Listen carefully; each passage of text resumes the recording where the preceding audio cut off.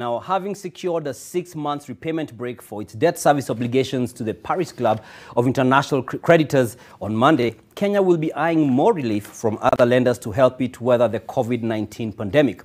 But as Victor Kiprop reports, so bad is the situation that Kenya may need to ask for more from its main external creditors, including China, above the short-term relief currently being offered by wealthy nations. Monday's announcement by the Paris Club of International Creditors that it had accepted Kenya's request for a 6-month break in its debt service obligations was certainly a much-needed relief, but we talk about 32 billion, which is almost 10% of what counties receive. It's a drop in the ocean. It doesn't work that much for us because our debt problem is bigger than that. It's not a short-term thing that you can say you create a space for 6 months and then you can able to solve your problems. I think the structure of our debt is one of the biggest problems that we have. Before making a complete U-turn and agreeing to defer on some of its debt payments, Kenya was on course to spending 904 billion shillings in debt service obligations in the current financial year, meaning the temporary debt service suspension could give the country some breathing room by freeing up more resources for government spending. But with the taxman likely to miss his revenue collection targets and the Paris Group deal freeing up just 32.9 billion shillings, pressure has been mounting on the government to seek more debt relief from other lenders, including China, the country's largest bilateral creditor, accounting for about 21% of the country's total external debt.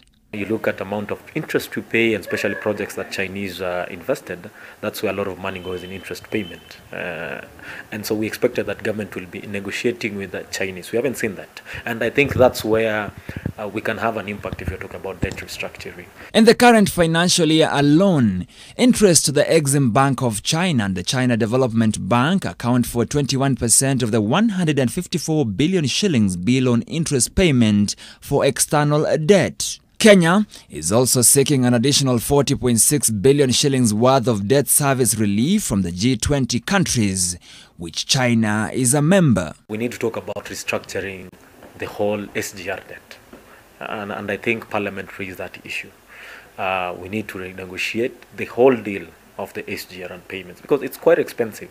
Looking at how tight government revenue is today and looking at the pandemic effects, I think for the next 3 years, Kenya will still struggle. I think even 4 years will still struggle with that SGR payment. Kenya is on course to breach its 9 trillion shillings debt ceiling in the next 2 years, with the National Treasury projecting that the country may have to borrow in excess of 1.8 trillion shillings over the period. The International Monetary Fund has already raised Kenya's risk of debt distress from moderate to high, even as economics research firm Capital Economics listed the country among 6 African countries at risk of defaulting on its debt. Victor Kiprop, NTV Business.